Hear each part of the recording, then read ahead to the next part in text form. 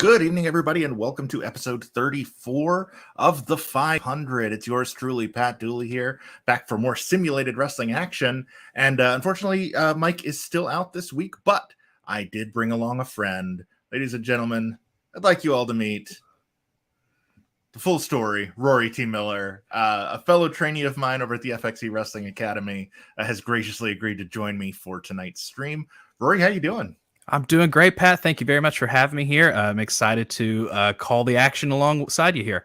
Absolutely. You will be able to hear us both along with Ironheart Adam Stark, hopefully soon on FXE Crush Live whenever those shows start. You will have plenty of warning here on the stream. I will be sure to let you know when the time comes. But as we always tell the talent when they ask us during creative meetings, we have no idea when that is. We do not know, and card is always subject to change. That's right. I still want to make card subject to change shirts. We could probably. I'm sure it'll be a thing in time. Yeah, I sure hope so. But yeah, big night of matches. This is the antepenultimate episode of round 2. We are at 160. We will be down to 128 when this round is over. So we got 11 matches tonight, 10 matches next week, and then 11 matches in episode 36, which will probably get pushed until mid-August because of some travel issues. But anyway, tonight. We've got the number 3 overall seed in the tournament, Bobby Lashley, making his first appearance in the 500 after his first round bye. We'll see Darby Allin. We'll see Takashi Sugiura, Hiroshi Tanahashi, Penta Oscuro, all kinds of top guys in tonight's show. But we are going to open it up with a couple of wrestlers who pulled off some pretty sizable upsets in round number 1.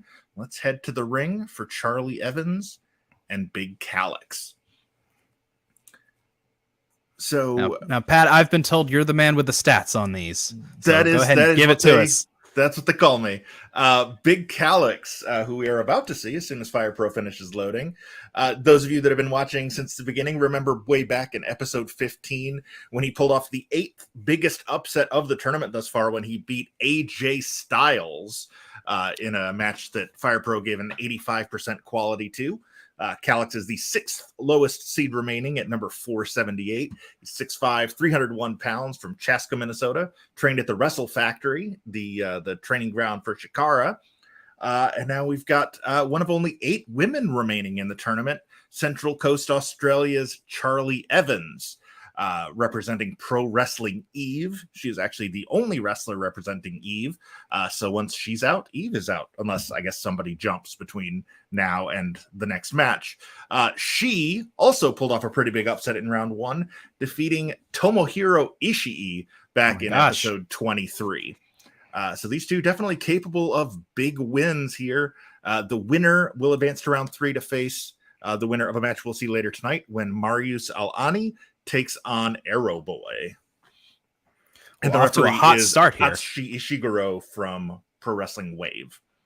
Also, Pat, first off, I want to say thank you very much for including some wonderful refereeing talent in this tournament as well. Good to kind of show that off, alongside the in-ring workers. So very cool to see that. Absolutely. And it felt weird to just have a generic referee for all of these. So I went looking for the real thing. Absolutely.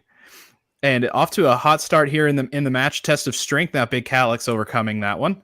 Yep, as you would imagine, with the nearly 200-pound weight advantage over Charlie Evans. Incredible, but Charlie Evans is no slouch when it comes to violence, though, which is an understatement, I think. And when you mentioned she's the only one representing Pro Wrestling Eve, I think that is still a strong person to have in your corner for sure. Absolutely. There are a few women in the world more dangerous than the violence artist Charlie Evans. Yeah, you don't earn that name lightly. No, you absolutely do not. She's so known for her violence that her Twitter handle is literally @violenceartist. She is very scary. Those of you that watch AEW, and Rory, you are among them, among us. When Jon Moxley brought out the skewers during the Blood and Guts match, I believe he was using them on Matt Menard, if I'm remembering right. Some member of the Jericho Appreciation Society. The first time I ever saw that used, Charlie Evans did it to And now, as soon as I've started the sentence, I've forgotten who her opponent was. But they looked way worse during that match than what Mox did in Blood and Guts. She got the nice long skewers, and so she didn't have to work as hard to get them to stick. And by the time it was done, her opponent looked like a cross between Marge Simpson, Bull Nakano, and Pinhead Hellraiser. Yeah. Oof. Oh, and she's going right for the chair. Going for the chair. In case you hadn't noticed, and longtime viewers will know this, we do use the Japanese 20 count on the floor Absolutely. for countouts as opposed to the traditional 10. Also, it is entirely up to the referee's discretion in terms of disqualifications. We've had 340 matches and 0 disqualifications. We've had 3 countouts. Everything else has ended with a pinfall or a submission. So the fact that Charlie Evans has now brought a second chair into the match, it will likely, and a third, will likely not get her disqualified in this match. Those longtime fans of the show will remember the longest match in the history of the tournament went 48 minutes between Nick Gage and, oh God, why am I blanking right now? It was Nick Gage. I have it right here. I was just hoping to do it from memory. Nick Gage and Brett Eisen went 48 and a half minutes. Both were just bleeding gushers. Absolutely. There were light tubes, chairs, tables, everything Unreal. you could think of. And that was, well, I mean, two guys to bring the violence as well. That would be it right there. Absolutely. I would pay money to see that, and I would sit through all 48 minutes as well. That was way back in episode 5. And that is still the longest match we've ever had.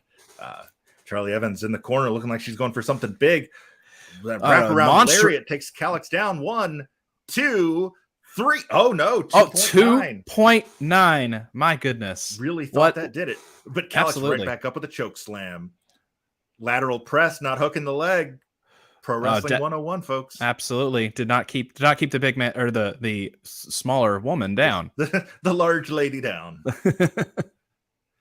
But yeah, Calix, it has 15 inches on Charlie and going for a Vader bomb here. 95 pounds and just Vader bombed right across. The Vader bomb might do it. 2.9.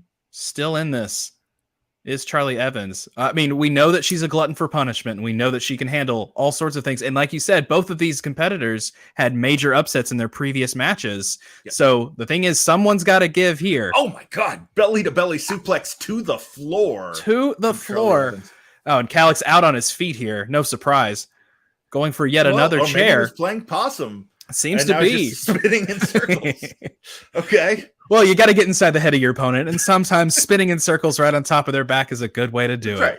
Yeah. Some guys will do push-ups. Brian Danielson does jumping jacks. Big Calix just spins in circles like he's 4 years old. The pirouette of reverse doom. Choke slam onto the chair only gets 2.9. Man.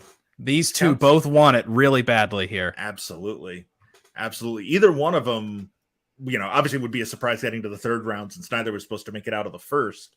But yeah, Evans, the 291 seed, Calix 478. Either way would be a huge upset going into round number 3. Still incredibly surprising to see that AJ Styles fell to Calix in the first round. Absolutely. Or the previous round. 1, 2.9. These counts are getting closer and closer. They really are. Shiguro is all over it, though. Oh, monstrous DDT there, but too close to the ropes. Yep. And she has to waste a couple of seconds pulling Calix away, and that gives Calix a chance to recover. But a massive suplex, and again, Calix goes to the floor. But he's probably to his feet first. He is to his feet first, but still a bit out of it, but not a bad strategy. I know that he fell to the outside, not of his own accord necessarily, but it was good luck on his part. Absolutely. Gave him a chance to catch his breath away from the continuing violence. Not sure that introducing another chair into the proceedings was a wise choice, but feels very much like we're approaching heyday ECW era here with all the chairs in the ring. Absolutely. This is feeling Terry Funk-esque right now. Yeah. I would say that Charlie Evans is a graduate of Funk U, wouldn't you? Yeah, I would say so. Lateral press. Foster 2, 3. It is enough. Oh, she picked it up. Charlie Evans is our winner, the number 291 seed. Moving on with what I think was a reverse choke slam. Seemed to be. We'll see what the game calls it here in a second. Hi, Zach. How are you tonight? Welcome to the chat. This is Zach, Rory, Zach. Zach's been a longtime viewer of the stream. Likes to join us. I don't know about you, Zach, but I'm enjoying these later time slots more than having to get up early. I feel like we get a little more engagement this way, and also I'm not sleepy. Well, I'm less sleepy. I'm always a little sleepy. I'm almost 40. Just sleepy is kind of a default state at this point. Hi, Zach. It's good to meet you. And yeah, feel free to call me not Mike. So Charlie Evans, the favorite in the match, which, not saying much when you're in there against the number 478 out of 500 seeds. But nonetheless, Charlie Evans. The thing about the PWI 500 is that the 500 is a lot of competitors, but when you consider the vast amount of incredible pro wrestling talent available across the world, being even 500 is still quite an honor to achieve. Absolutely, and it's cool if you go back through the history of the 500. There have been some pretty major names that started on the list, 450 and lower. Of course, as soon as I say that, I don't have any examples readily at hand, but I can easily find them. But trust me, there are some big names that their first time they were like 478, and now they're top 10. Absolutely. Charlie Evans picks up the win and moves on to face the winner between Marius El-Ani and Arrow Boy. You're talking about wrestlers from all around the world. Charlie Evans we just saw from Australia, Big Calix, and most of our wrestlers today from the U.S., but we're also going to see representatives from Germany, Mexico, Japan, all over the place in this episode. Russia, Dmitry Alexandrov is from Russia. Hopefully he is watching tonight. He watched his first round match. And actually, between the two of us, we figured out that Cage Match had screwed up his hometown, saying that he was from Oklahoma when he is, in fact, legitimately from Russia. Oh, wow. But I guess Cage Match had the only reference they had was his early wrestling days in Oklahoma. And so I guess they just assumed that was where he was from. Sure. But no, Dmitry Alexandrov. I mean, it's for what it's worth. When it comes to the history of pro wrestling, there's so many foreign gimmicks that are portrayed by people not from that country. So absolutely, I mean, it's understandable. Even if maybe Cage Match needs to own their mistake there and maybe up their research, it's still an understandable mistake because I mean we all know Kamala the Ugandan giant is not from Uganda. That's right. Oh, good question from Zach while we're setting up for our second match. He asked me last week if you could do a sit-down interview with any wrestler, who would it be? Okay, well, you didn't give me qualifiers here, so I'll probably have to pick someone who is not even active anymore, but I feel like I would have to say HBK himself, Shawn Michaels. And I think only for the simple fact that I would like to be the first interviewer in what has it been 25 years or more who will not ask him about the Montreal Screwjob. I think it will be 25 years in November. It was Survivor Series 97. 25 years in November. But yeah, and I remember hearing him in an interview say that he has not had an interview since where someone has not asked him some question related to the Montreal Screwjob. And I would do my very best to avoid it at all costs because there's still so many other incredible moments he's had throughout his career that you could easily, talk about for hours on end that I would still like to know so much about.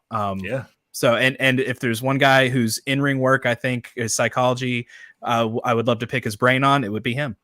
Yeah, absolutely. I mean, I don't think it's a surprise that the both of us are being trained by someone who was trained by Shawn Michaels. We are part of the Shawn Michaels learning tree. Very true, Pat. That's a good point. Yeah, and Zach has a really good choices there. Both Tanahashi and Okada. I mean, you can't name two more important figures in New Japan Pro Wrestling today. And Okada would definitely be my pick if I was going from New Japan for sure. Because speaking of in-ring psychology and just Good grief. Anytime I see Okada in a match, it's outrageous. He never doesn't bring his A game, and I respect him for that, you know? Like he's the type of guy, even now, he doesn't have to bring his A game. And people would still, you know, I would still throw small children in the air anytime I saw him, and you know, just waiting for that rainmaker. And yet, your poor son. You know, yeah. Well, you know, we have fun. Someone catches him off screen. It's fine. So, and I think I mentioned, because I think I said Mox was my choice last week. But I would also, if we're talking, you know, all time and with no, you know, language barriers, I mean, El Santo would be very high up there for me. That guy's got to have some great stories. Is El Santo still alive? I don't think he is. Okay, you were okay. So I was talking across time and space. Gotcha. I was at least trying to say a living one, right. but I get El Santo absolutely would be a fantastic choice. Let's get back to the action here. Yeah, Royce Chambers, another Australian native from Melbourne, also pulled off an upset in round one. We're going to be talking about upsets a lot for these first couple matches. He upset Tommaso Ciampa back in episode 15, or I guess now just Ciampa. And here comes Mai Saruga, the Apple Girl, also known as May St. Michelle, representing Gato Move Pro Wrestling. That's what that purple and gold logo is. She defeated Jay Briscoe back in episode 15. Wow. Gato Move so far in the tournament 3-1, which is the third best record among promotions with more than one match. And because of Charlie Evans's victory, May is still one of 8 women remaining in the tournament. She's the 5th highest seed among the 8 that are left. I think I failed to mention that Charlie was the 3rd highest of the 8. Wow, you love to see it. Yeah, absolutely. A lot of drop toe holds here early on in this bout from Segura. Yeah, absolutely. The referee, by the way, is Piero, representing Lucha Libre AAA Worldwide. One of the legendary Mexican referees. We will also see his colleague El Hijo del Tirantes later on. Big pump kick there from Royce Chambers. Absolutely. The drop kick to the back of the head is going to do some damage for sure. Yeah. Saruga only 4'10", one of the smallest performers in the tournament, possibly the smallest remaining. Swoggle was in the tournament, but was defeated in the first round by Chris Jericho. So I think at 4'10", Mai Saruga may be the current smallest. I know that this is Pro Wrestling Simulated, but I do feel like I've seen Swoggle versus Jericho somewhere. I believe in the real one was a rematch. Yeah. I do try and find any history between the wrestlers, typically from Cage Match, and I'm pretty sure I found a couple examples of. At the very least, they were both in the same Royal Rumble a couple of times. Oh, of course, yeah. Segura with a beautiful snap mare there. Yes. Oh, looks like she's setting up for another running drop kick. PK, but instead she pulls up with the drop kick. Could be a main character in any book series. Which series would you want to be in? Another excellent question. I have to think about it, because a lot of like my favorite book series are not places I would ever actually want to live. Very true. Yeah. So like, as deeply problematic as Orson Scott Card is, the Ender's Games are fascinating. Those books are all fascinating. It's very true. We just had a trio of coup de graces from the top rope from Mia Segura here. I had to make a note of that. It was a really impressive work. But yeah, continue, Pat. I was gonna say, those, poster. Oh God, drop kick sends Saruga through the ropes and to the floor. My God, that woman has a family. And also, Rory, it's your first time on the show. One of the, as a longtime wrestling fan, but for anybody who may not know, the reason why there are some women in the tournament, but not, say, for example, no Bianca Belair, no Sasha Banks, no Dr. Britt Baker, DMD, is because PWI basically uses the quote unquote heavyweight division as their point of reference. So anybody that could compete for a promotion's world championship is considered for the 500. Whereas in a lot of them, particularly American promotions, the female wrestlers only ever wrestle the female wrestlers and never compete for anything outside the women's division. Whereas Mai Saruga has done a lot of work in promotions like Gato Move, which is largely intergender, but also DDT, Tokyo Joshi Pro. So that's why you see her and Charlie Evans and Edith Surreal and wrestlers like that that work both. That's why they are in the tournament, whereas, Utami Hayashishida or Thunder Rosa isn't. And also, is there not a women's PWI 500 as well? There is indeed. I think last year they upped it to 150, which was the list. Not a full 500, not a full 500 yet, but a couple years ago it was only 50, so it is growing every year. And good. I would bet their end goal is to get it to 500, and I would guess as long. Okay, here's my fear, and you and I spoke about this a little bit at practice on Friday night. Mm-hmm. I am a little nervous about what TV 14 women's wrestling is going to look like in WWE. Very true. I am a little nervous now that Johnny Ace is in charge. Nice monkey flip out of the corner. Wonderful monkey flip. I'm a little nervous that with Johnny Ace in charge of recruiting, and you can tell the difference in to put it indelicately, the body types of the female wrestlers he recruits compared to who Triple H was recruiting. I'm a little concerned that we may get a little bit of a backslide in women's wrestling with the switch to TV 14. I hope I'm wrong. I really hope I'm wrong. But that's a genuine fear I have at the moment. Not to show my hand too much, but I have been watching a lot of Succession recently, and so I do feel like, from a business perspective, there's probably something to be said for Ripcord Knee. Ripcord Knee took me right out of my own thoughts. Probably took me right out of hers too. Both of these competitors putting in their all in this match for sure.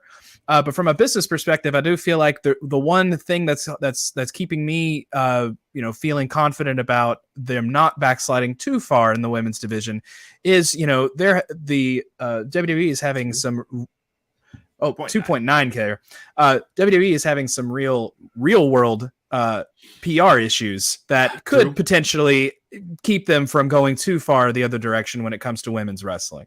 That's very true. Not to say that they won't, because I'm sure they are probably tempted to in some way, shape, or form. Then again, I do look at the main roster and do see a lot of wonderful competitors that still can put on incredible matches. Chambers with a blockbuster on the floor. Oh my gosh! Holy cow! Honestly, yeah, I would have to say keep her down. Get back in the ring, take the count out win on that one, because a blockbuster. I wouldn't even call that an avalanche blockbuster necessarily, but going all the way to the outside like that, what a maneuver. That was a meteor strike blockbuster. For sure. Count did get up to 15 though, so Saruga almost lost by count out there. Almost. She would have been the fourth. Oh, but she does tap out. She does tap. Breaker. Very good. Chambers moves on. Number 387.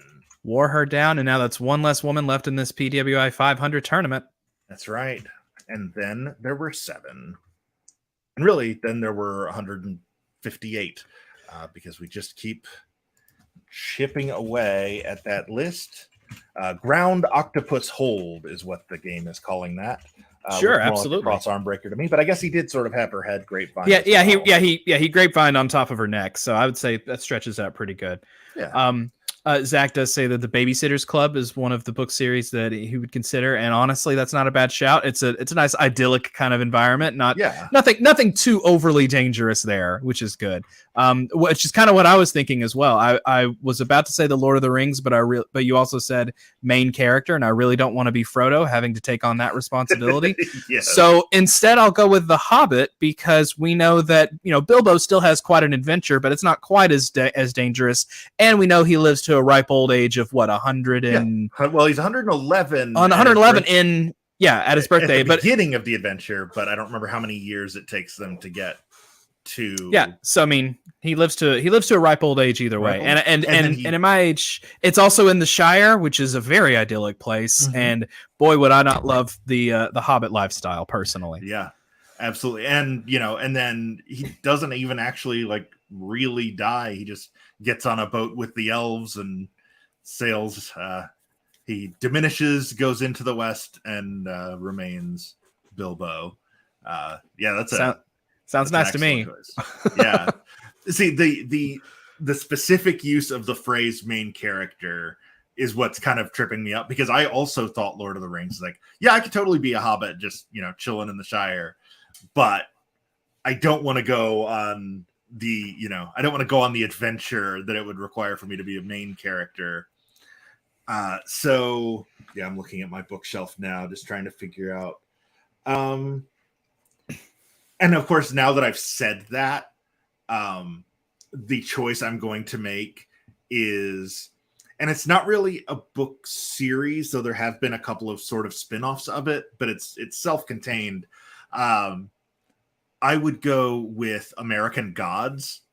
Yeah, you're trapped at the center of what could potentially be the end of the world as the old gods in the new fight, but it would just be so fascinating to go on a U.S. road trip with Odin, meeting all of the old gods to recruit them for one final battle. Very true. And honestly, I would be very happy for Neil Gaiman to write my life. So yes, I'm in. Absolutely.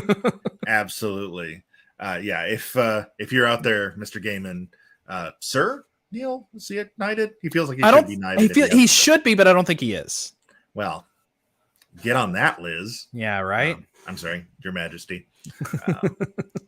Well, I mean, we're defectors, so we can call her Liz. That's true.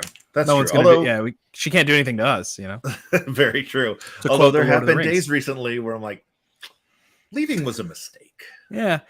I did see that some people were saying that the Brits were on the 4th of July. The Brits were celebrating National Good Riddance Day, and it's not because they were Green Day fans. No, they in 1776 did not have the time of their lives. Truly, but that was a turning point in American history. Absolutely, and it was stuck in the road, if you will, and it was definitely something unpredictable. That's right, and in the end, was it right? Well, what is right is our next match. That was a terrible transition, and I apologize. First out, we'll be seeing a man that we've seen pop up on American TV a couple times recently. Although, to my knowledge, I don't know that he's had a match on any of the AEW programming that United Empire has shown up on. But here's Aaron Henare, formerly known as Toa Henare, the Maori warrior from Auckland, New Zealand. He also pulled off a big upset in round 1 when he beat Nick Aldis back in episode 15. That was the 5th biggest upset of the tournament so far, and he is the 3rd lowest seed remaining. And he is in there against Chase Holiday, who is an independent wrestler from Palmdale, California. The number 227 seed, so his victory over Eric Royal back in episode 15 was not an upset, but it was our 23rd 100% quality match, according to the game. Wonderful. So I'm expecting some. I'm expecting some good things from Chase Holiday. Yeah, absolutely. Chase Holiday, very much an independent wrestler in pretty much every sense of the word. Recently, he's been working for everybody from Paradigm Pro Wrestling, Deadlock Pro, Summit Pro, just kind of bouncing around. He's primarily based in the Midwest. Even though he's a California boy, he does mostly work. His most recent matches have all been in actually the neck of the woods of Indiana, where my parents are, Jeffersonville and Sellersburg, because that's where PPW is based. He did have a UWFI rules match against Lobo Akami recently at a PPW show.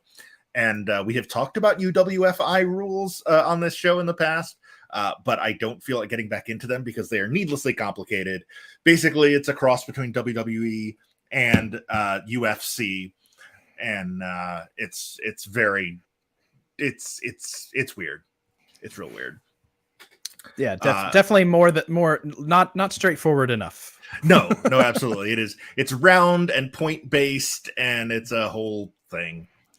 Yeah, we tried the Brawl for All. It didn't really work. That's right. A tournament designed to get a guy over who loses in the first round. Not the smartest booking decision. Definitely not. Yeah. That whole thing was built around building up Dr. Death Steve Williams to be a challenger for Austin, and then Bart Gunn knocks him out in the first round. And oddly enough, Bart Gunn got the biggest rub out of the entire thing until he went down. They put him in there with Butterbean. Mm-hmm. Because strangely enough, you put a pro wrestler with a little bit of a boxing background in a boxing ring against a boxer. Guess who's going to win that? Yes, absolutely. Yeah. And that was a WrestleMania match. Are we up for? Is our match up on the? You know what? I'm not sure that it is. Good. There we go. Hey, we're 4.5 minutes in, and now we can finally see it.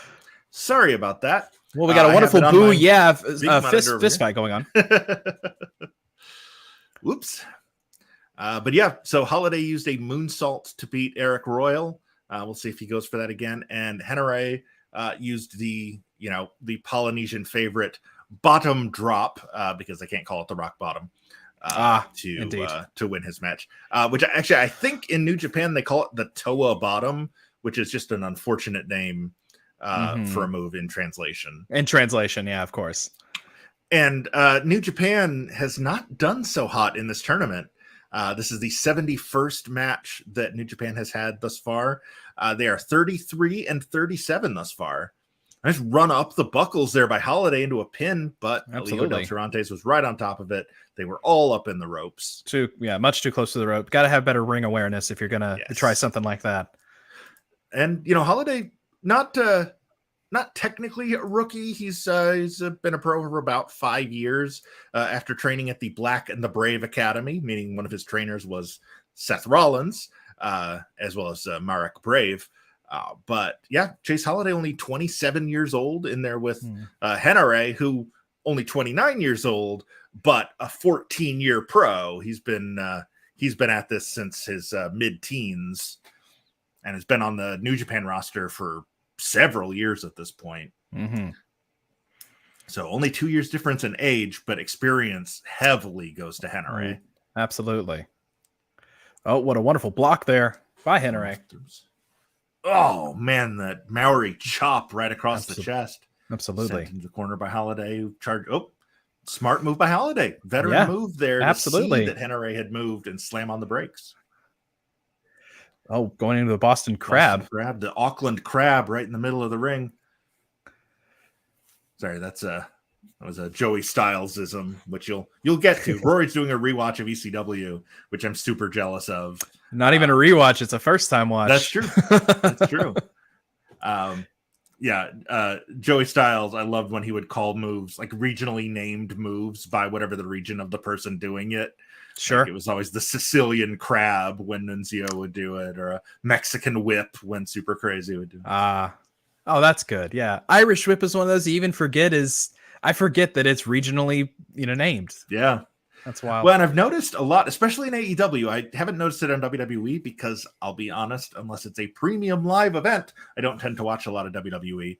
But I've noticed Excalibur has been mostly calling it a hammer throw recently on AEW TV as opposed to a whip. And I'm wondering if that's a sensitivity thing that I'm not aware of and or what, but not sure. I have noticed that the last several times he's called that move, it's been a hammer throw. So perhaps here we go. Toa bottom. There's the Toa bottom. Oh, pulling him out to the ring. This could do it. Had to waste a little time dragging him in. 2.9. And that was enough time for Holiday to make it out. Of dragging Holiday away from the ropes. Good back elbow there. Almost the Judas effect. Going off the ropes with a major lariat there.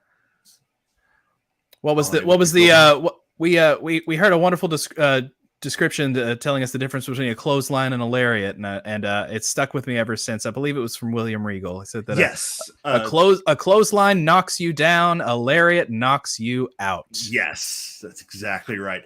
Beautiful pendulum drop kick there from Holiday. But he wasn't quite able to capitalize because these two have been beating the hell out of each other for 12 and a half virtual minutes, probably in real time more like 7, but video game clocks are a little different. Yeah. Time works a little differently in video game land. We all know that one. Yeah. So yeah, if you want to go back and watch that 48.5 minute between Gage and Ison, you're really only devoting probably 25 to 30 minutes to it, which is still a very long time to watch a simulated wrestling match. I acknowledge, as someone who sat through it in real time and watched how gross and bloody it got. But quite a belter too, though. That'd be something to watch. For Zach and all the other fans here to know a little bit more about me. One of my very controversial takes is that I am in love with the WrestleMania 12 Iron Man match between Shawn Michaels and Bret Hart. I think it's an absolute classic of a match, and I think the real world heat between the two of them, which led to a 0-0 draw, is what makes it even better, in my opinion. Because they wrestle for an entire hour, then they have to go out and wrestle for another 5 to 6 minutes before we actually get a fall, and it's one of those matches where I don't feel like I've spent a whole hour watching it. It's absolutely incredible. So to watch a 25-minute, barn burner with Nick Gage and Brett Ison absolutely going toe to toe and bringing out all the kitchen sinks. Roll up here. That small package for Holiday was enough. Just a schoolboy roll up. Wow, we got a great WWE finish on that one there. That's with right. Holiday picking up the win. And his rival's entrance music wasn't even playing. That's the most devastating finisher in wrestling. Absolutely. Being reminded that your rival exists. Chase Holiday. It does definitely stop you in your tracks, and you can't do anything else for it. That's right. Chase Holiday, his second 100% quality match of the tournament. Wow. Out number 483, Aaron Henry.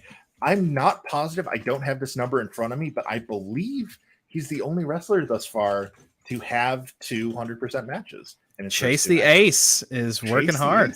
Chase Holiday absolutely putting on a show, getting through Eric Royal and now Aaron Henry.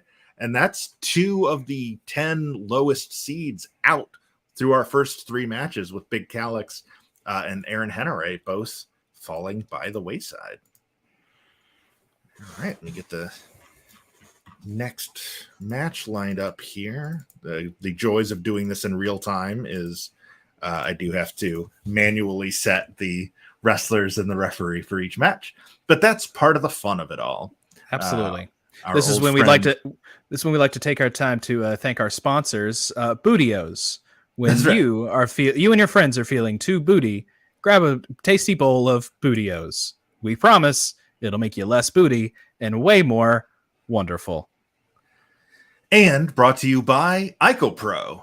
You gotta want it. And that's all you have to say for IcoPro. That's right. Glad to say I'm not the only one that remembers IcoPro. Oh, of course. And the ubiquitous ads during 1993 WWF television. And I did take a spin through that again. The New Generation era was the era that I first started paying attention to wrestling, only because I've been watching wrestling my entire life. But I was 4 during the New Generation, and then I started noticing things. So I had to watch that one again. And yeah, IcoPro, classic. Go ahead, do your intros. Gotta want it. So here comes the Russian renegade Dmitry Alexandrov, not from Oklahoma. Thank you very much. He upset Jun Akiyama back in episode 23, which makes him the 9th lowest seed remaining in the tournament, which actually I guess now is the 7th lowest seed with the prior upsets.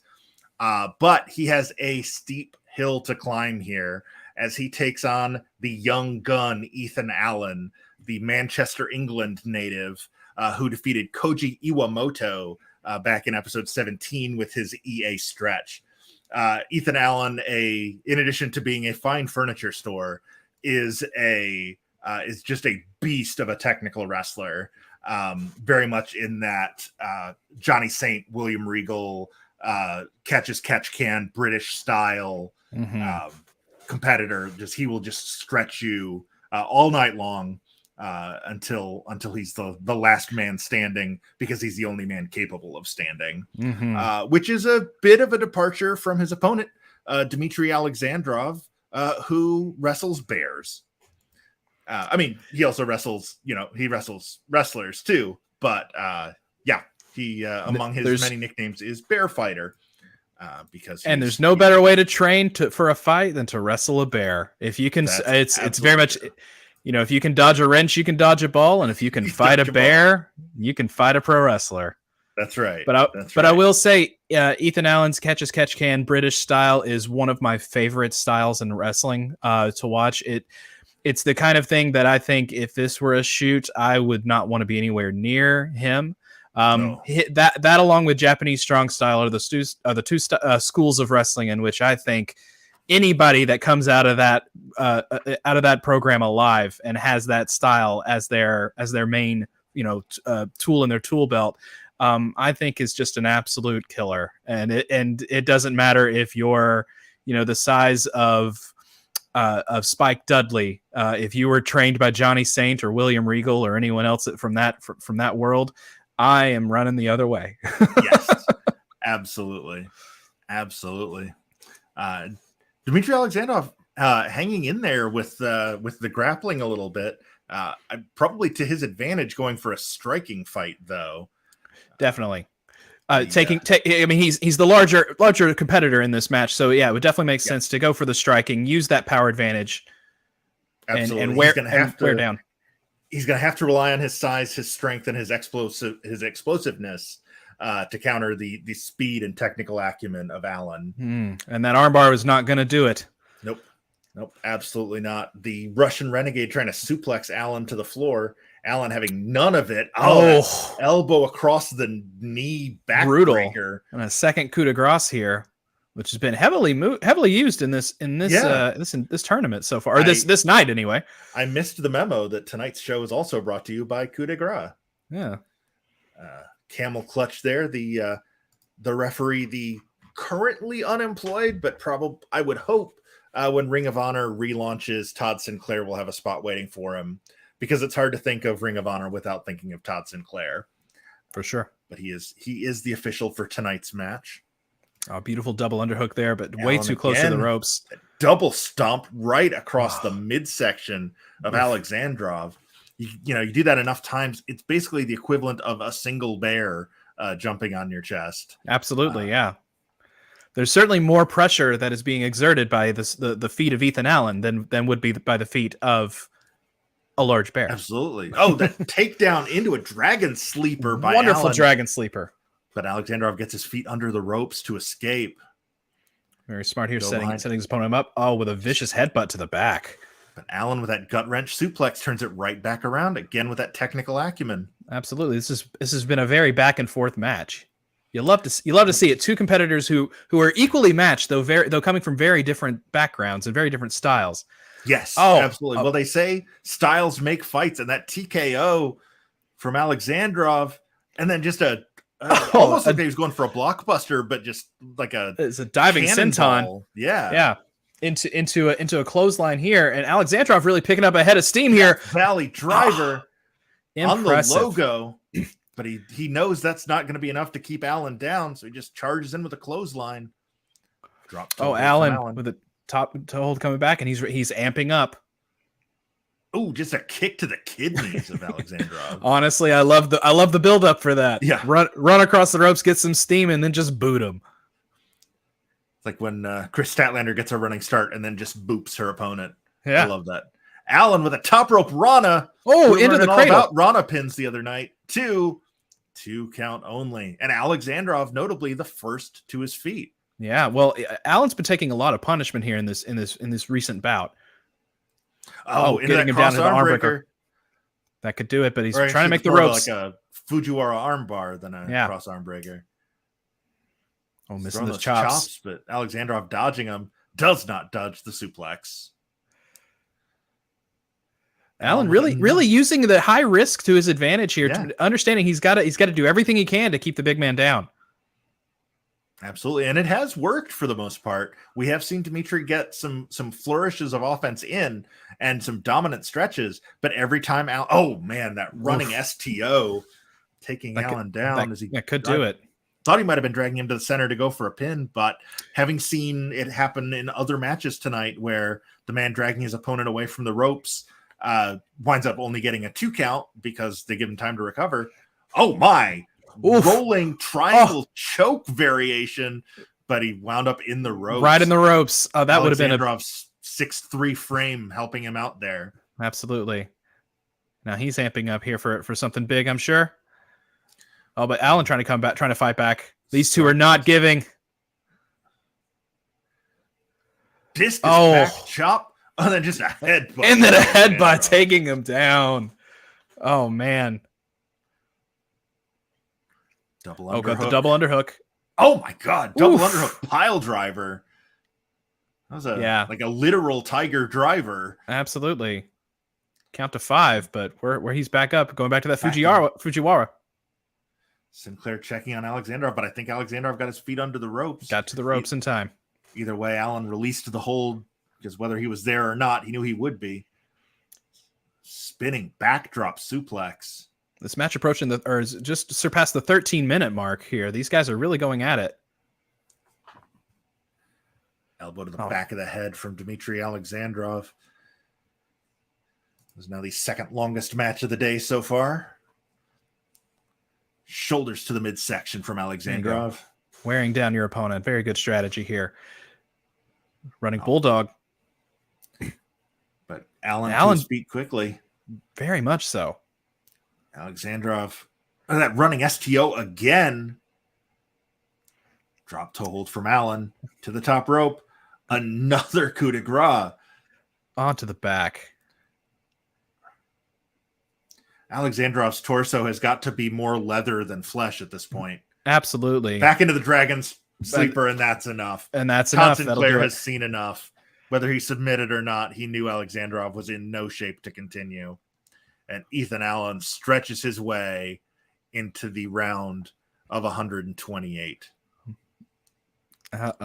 Unbelievable. What a contest there between two very differing styles, and it seemed that the plucky British stretch style, as I'm going to call it right now, prevailed here with Ethan Allen. He caught Dmitry Alexandrov. Dragon sleeper. Caught as can caught. Caught as can caught. 92%. Alexandrov's just going to have to go back to the woods and find some more bears to train a little bit harder, you know? I guess the real issue there is that the bears aren't very adept at applying dragon sleepers, so it's hard to work your way out of that. That's true. That's a difficult thing to train against when your training partners are Ursine. Yeah, he definitely could have used some more matches against humans to prepare. A bit more limber opponents, you know, a bit more flexible, able to hook in some of those submission holds, which honestly adds up as to why that was Alexandrov's downfall. That's right. That's absolutely right. Great showing from Alexandrov throughout the tournament, but you know, eventually there can be only one winner, and tonight just wasn't his night. And Ethan Allen advances. He will face the winner of next week's match between Jordan Grace and Bushi. That should be a nice contrast of styles in that match. Absolutely. One that I would like to see in person too, or in real life. Yeah, absolutely. That's one of the cool things about this tournament is that we're getting matches that we may never see in real life. Mm-hmm. And a lot of times it's matches I didn't know I wanted to see until I saw them in the bracket. It's like, oh, yeah, Jordan Grace and Bushi, sign me up for that. Absolutely. I mean, to watch it, I don't want to be anywhere near that ring when it's happening. Because it's going to get violent. Gonna have to put on your poncho. If you're too close, you might be in the splash zone. That's right. It's like going to a Gallagher show. Yeah. I have misplaced one of my wrestlers. He's not in the file that I thought he was in.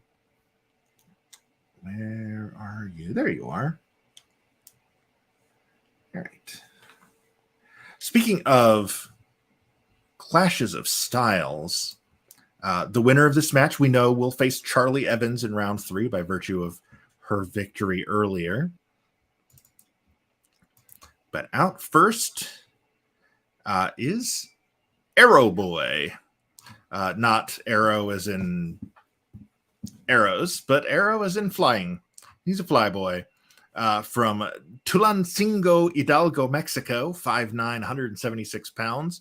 One of the top Mexican independent wrestlers, not signed by either AAA or CMLL. He pulled off an upset in round 1 when he beat the number 94 seed Chris Bay with a Michinoku driver back in episode 16. And his opponent is Mr. No Bullshit Marius Al-Ani from Eisenach, Germany. He defeated Ashton Starr back in episode 23 with a fisherman's suplex. It should be representing Westside Extreme Wrestling, although I think he may technically no longer be under contract with them, which is why I was having trouble finding him. WXW 2-4 in this tournament, which is the worst record among promotions with at least 4 matches. So Marius hoping to turn that trend around a bit here against Arrow Boy.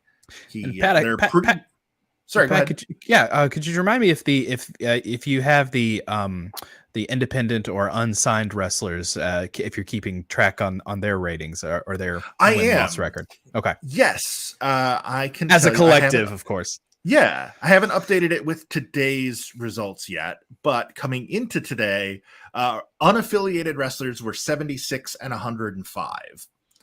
So far and away the most matches out of any quote-unquote promotion, but also one of the worst records. Sure. Only a 420 winning percentage. It is still better than notable promotions like Dragon Gate, Major League Wrestling, and CMLL. All have worse one-loss records than the independents. But again, counting today's results, let's see how the independents been doing today. They're 2-3. No, I'm sorry, 3-2 today, with Royce Chambers, Chase Holiday, and Ethan Allen all winning, and Big Calix and Dmitry Alexandrov both losing. We got a striking contest here. I don't know if Arrow Boy really wants to take on Marius, but then here I am being proven wrong. Arrow Boy taking him down.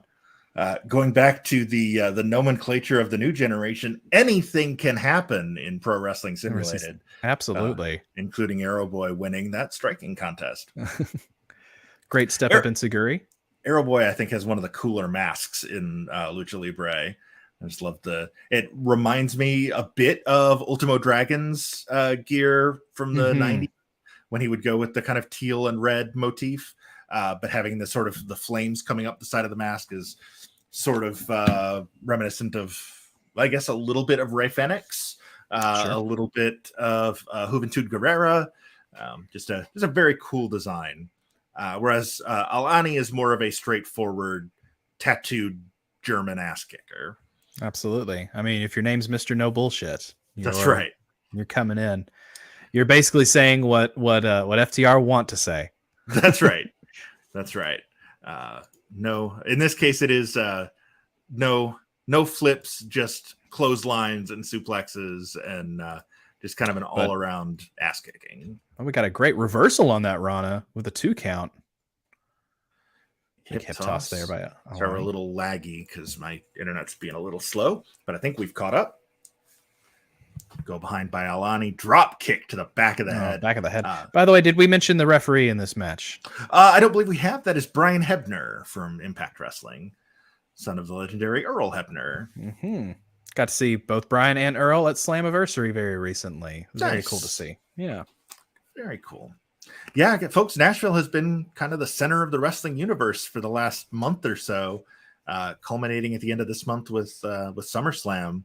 I will unfortunately be in Oregon for all of that, so I will be missing. I will be not able to attend SummerSlam or Flair's last match or any of Starcast, any of that, which I'm bummed about. I'm really bummed because I suspect that our little wrestling academy in Hendersonville will probably get some guests that week because our trainers have a lot of connections. Yeah, it would be pretty. Oh, Tiger Bomb. 1, Tiger Bomb. 2. Oh, I thought that was going to do it. Oh, Marius kicks out. Beautifully executed and in a great spot in the ring as well. Absolutely. Oh, suplex battle there. Strong Arrow Boy coming up on top from Arrow Boy. And you're right, Pat. I'm really excited about SummerSlam weekend. Michinoku man. driver. We got that Okute Yoburi pop-up, which basically means finisher theft. He used the move that Arrow Boy used to win his first round match against Chris Bay against him, but Arrow Boy kicked out. As we all know in wrestling, your finisher is not as strong if you don't do it. That's right. That's right. Yeah. Nobody could throw a DDT quite like Jake Roberts. Absolutely. Although many have tried. Swing and a miss on the drop kick by Marius, just into a straight headlock. He's like, all right. Absolutely. Wear you down. Stuff. Yeah. Oh, still begging for more here. Again into the side headlock, just wrenching on the neck of Arrow Boy. And folks, after this break, this is our 5th match of the night. We are going to take a quick little 5-minute intermission just to get up, stretch our legs, have a quick drink of water. And then when we return, we will have 6 more big matches culminating in our huge main event between Hiroshi Tanahashi and Rocky Romero. Absolutely incredible. The tie up here. Suplex here from Alani. Yes. Doesn't immediately. Runs up into a moonsault press, but too close to the ropes. Yeah. Shades of Sean Waltman on that one. Yeah, absolutely. There was maybe a hint of bullshit on that. Absolutely. That was a little more aerobatic than we typically see out of Marius Alani. Probably just feeling like he has to. I mean, as we saw with the Michinoku driver earlier, he's having to take a page out of his opponent's book just to match it or to meet him where he is here. Absolutely. Absolutely. He has not been able to control the pace of the match. So he's having to wrestle Arrow Boy's style. And he's actually doing pretty well at it. He really is. A huge insecurity has Arrow Boy down at the moment. Another moonsault right across the spine. Oh, doesn't want to go for the cover here. That could have been. That could Michinoku driver. There's a Michinoku driver. That's the move that beat Chris Bay. 2. No, Marius kicks out. Still in it. Sends Arrow Boy. Superman forearm there. From Absolutely. Alani. 1, 2. Great cradle of the neck. 0.9. Almost had it. The pins are getting closer. Argentine backbreaker into a burning hammer. Absolutely from Arrow Boy there. And then just a straight kick to the face. I like how you go. I can't believe you go for a burning hammer and don't go immediately for the pin on that one. Although Swanton Bomb could do it. Senton Atomico. That is enough. Arrow Boy, the 419th seed in our tournament, has advanced past Marius Alani. That is incredible work. Going to make the list of biggest upsets. I'm not sure exactly where it's going to land. But big win from Arrow Boy, probably the biggest of his career. I admittedly have not been following Arrow Boy his entire career, but it's hard to imagine a bigger win than the one that gets him into round 3 of the 500, making him, as the 419th seed in the tournament, one of the 128 best wrestlers in the world, according to our tournament.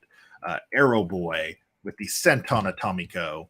A 99% quality match. Not sure what 1% the game thinks it was missing. Possibly length. It just wasn't long enough. But excellent match from sure. Arrow Boy and Marius Alani. It's the kind of rating that I'm sorry, go ahead. No, go ahead, Pat. I was going to say we're going to take a little 5-minute break. When we come back, we will see Penta Oscuro representing the Death Triangle, the man with Cero Miedo taking on frontman Ja C. We will also get the PWS debut of Bobby Lashley. The number 3 seed had a first round bye. He will be taking on Kid Lycos. We will also see 3 chalk matches as the 2 higher seeds. No upsets involved in these matches. Black Tower is against Preston Vance, Takashi Sugiura, and Chessman, as well as our main event of Hiroshi Tanahashi and Rocky Romero. Plus, how about a little Darby Allin and Sean Spears thrown in there for good measure? Lots of big action still to come. Don't go anywhere. We will be back in 5.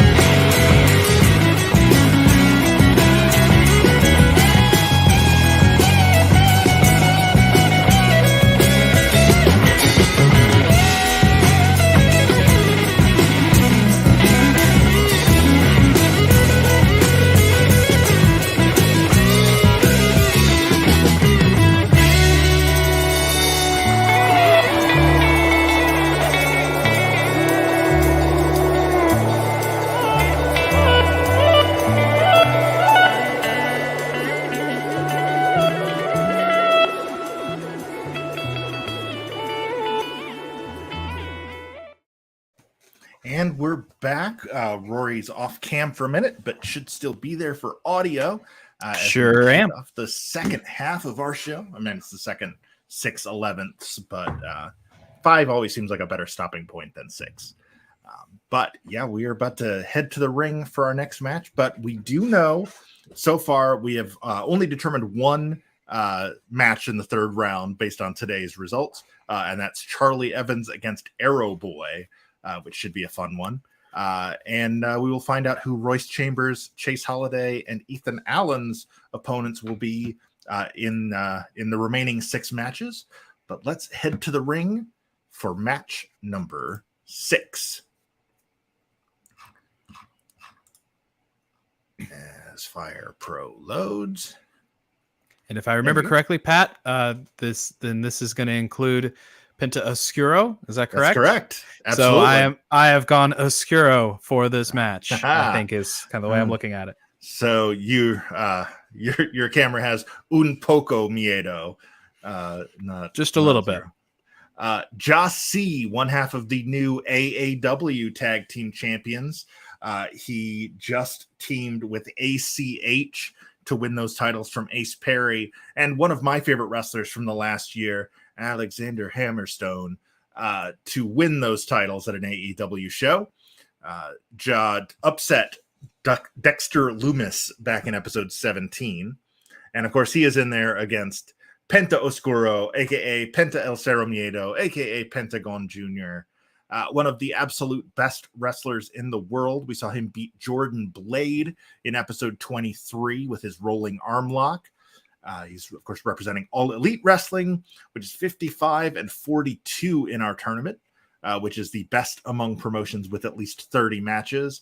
97 total matches, 55 wins, and 42 losses are all the most out of any promotion in the tournament. Of course, Penta, not exactly hung up on wins and losses in terms of the promotion he's representing, as much as he is about taking arms and hurting people and winning matches. And boy, does he do a good job of that. Absolutely. Jossie, also known as the Frontman Ja, from Davenport, Iowa, hometown of Seth Rollins, which is also who trained him. He's another graduate of the Black and Brave Wrestling Academy. And who's our referee for this one, Pat? The referee for this match is Daphne LaShawn from WWE, formerly known as Aja Smith, because even the referees have gimmicked names in WWE. Got to say that's something that I didn't know. That referees end up having gimmick names. A lot of them do. That is something I have learned doing this. Is I will find basically, a little peek into how the sausage is made. I'm heavily reliant on Wikipedia because they tend to have the most up-to-date rosters for pretty much every promotion. So I will go through and pull wrestlers from there, and also referees, executives, that sort of thing. And a lot of times I will find a referee and like download, for example, this edit that I downloaded was under her name, Aja Smith. But then I went back and checked the roster again. The last time I was updating, I was like, who is Daphne LaShawn? And then I realized, there's a reason Aja Smith isn't showing up on the roster anymore. It's because she is now Daphne LaShawn. So there's only a handful that are actually going by their real name. Charles Robinson is one of them. Of course. But a lot of them aren't. I do appreciate Penta here not letting up, like staying on his opponent here the entire match. Good rake of the eyes across the ropes there. Absolutely. But I've seen a lot of just good offense on his part, taking it to Josh C here in the early stages of this match. A mule kick there from Ja. A little ambitious going for a cover off of it, but he manages to surprise him long enough for one. But you got to know Penta watched Jossie's first round match against Dexter Loomis before this one, because he knows Loomis wrestles a sort of similar style, just kind of straight ahead brutality with a lot of strikes and submissions. So he has most likely learned from the mistakes that Loomis made in that match. Loomis, of course, back to being Sam Shaw. Now that he's no longer under contract with WWE, but he was at the time he fought Jaw back in episode 17. But you have to know that Penta has probably learned from those mistakes, and that's why he's controlled most of the early going here. That DDT from Jaw, though, was enough to get 2. Absolutely. Yeah. Jaw trying to make a bit of a comeback here. Doing a good job of it so far, but Penta going right back onto that shoulder. Yep. Absolutely. There's not a lot you can do when your arm's been torn up like that. And Penta knows, so much of a wrestler's offense comes from their arms and legs. So he's just focusing, especially on that left shoulder of Jaw. It's going to make it very difficult for him to pull off his version of the kill switch that he used to beat Loomis. It's a kick to the back of the knee, a deadlift roll through German suplex there from Penta. One thing we saw earlier there that I just want to make note of, Jaw thinking twice on going to the top rope there, realizing that that's also an area that Penta is very well versed in, and I don't know if you want to match blow for blow with Penta in the high rent district. Absolutely. Penta's brother Ray Fenix, much more famous for his aerial mastery, but Penta is no slouch in that department. Definitely way more than capable of holding his own on the top rope. There's a knee to the skull there from Penta. You will notice that neither powerbomb stacking him up to what did we learn that was called? The prawn hold. The prawn hold. That's right. Powerbomb stacking up, and then a backdrop to the floor, taking him out and over the ropes. Breath. Penta back in the ring. I was going to say, you notice that neither Ray Fenix nor Alex Abrahantes is ringside. Another one of the rules of the 500 is we do not allow seconds or managers or valets. It is straight up one-on-one, man or woman against man or woman. Better athlete moves on. That's why we give the referees discretion about disqualifications, which they typically choose not to exercise. God, again, going back to that shoulder. Yeah, doing a great job there of focusing on his target and keeping that focus. Really shows you the veteran's instinct and the veteran's advantage that Penta has in this. Absolutely. Penta I say only because I'm almost 40. He's 37 years old, but he's also a 14-year pro. He's been around the world, worked under multiple names, but definitely his greatest success has been in the Penta character. A protege of the legendary Gran Apache, as well as Cuchillo and Skyday. He's been around forever, it seems like, but really only 14 years. But also, I guess when you're, our-ish age, 14 years doesn't seem that long, but truly is. Absolutely. Well, and 14 years in pro wrestling is quite a lifetime. Yes. I mean, that's true. There's major movements in wrestling happened in just the two. Got to roll up here. Sort of a variation on a crucifix, kind of a Le Magistral version of the crucifix. Jossie not taking it lightly, trying to get the crowd behind him here, it seems. Frontman wasting valuable time, but also probably catching his breath a bit there while I did it. And then right back into the armbar for Penta. Absolutely vicious, but you got to respect the tenacity to stay focused on what, go with your game plan and what brought you here and what you think is going to take you home. And Penta's doing just that. Absolutely. One of the absolute best in the world at that, coming in with a game plan and sticking to it. He's also an excellent improviser when that plan falls apart, but the plan doesn't fall apart very often because he's just very, very good at what he does. Penta was number 115 on this year's PWI 500. He slid a little bit down the rankings due to relative inactivity during the pandemic. Cost him several months of action in AEW and AAA. But more than making up for it, I'm sure he'll be back in the top 50 this year.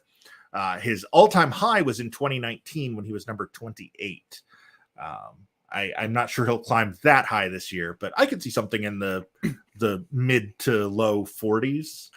I want to say we just saw an elevated powerbomb into a backstabber there from Penta. Very innovative offense, especially for a veteran. Yep, absolutely. And another schoolboy. 1, 2, 3. That's our second victory, and it's our second huge upset. That is an incredible upset. number 371, frontman Ja C has upset Penta Oscuro. I firmly thought he was going to eventually submit to that armbar if Penta kept going back to it. No such luck for the veteran, Penta Absolutely. Oscuro. He stuck to the game plan, but Jossie just caught him off guard there with that roll up. Absolutely. He knew what Penta was planning, and he knew that his only way out of it was to get out of the match as quickly as he could, and that worked out. He took a gamble, and it paid off. Jossie has moved on to round number 3. He will face another AEW star in round 3. We don't know who it is yet, but it will be either Darby Allin or Shawn Spears. We will see them face off shortly. But yeah, huge upset. We're both a little. I'm still reeling from it, quite honestly. Thinking, just knowing that Penta was doing all he could there to focus on the shoulder, to get him ready for that arm submission, and still, that's how quickly the tide can turn, and how quickly any match can end here in Pro Wrestling Simulated.